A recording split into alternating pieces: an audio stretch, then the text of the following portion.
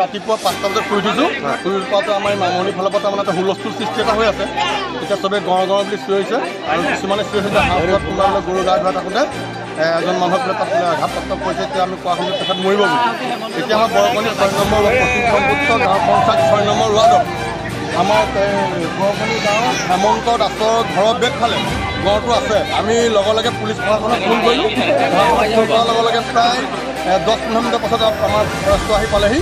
এতিয়ালৈকে ফৰেষ্টে নিয়ন্ত্ৰণ কৰি আছে, কিন্তু ৰাইজে মনা নাই আৰু ৰাইজে মানে হাই হুলস্থুল খুব কৰা দেখি গঁড়টোক মানে ফৰেষ্টে বেলেগলৈ খেলি দিব পৰা ব্যৱস্থা কৰিব পৰা নাই। সেইকাৰণে আমি ৰাইজক সতৰ্কও বান্ধি কৰিছোঁ বহুত, আমি নিজেও কৰিছোঁ, ফৰেষ্টেও কৰিছে।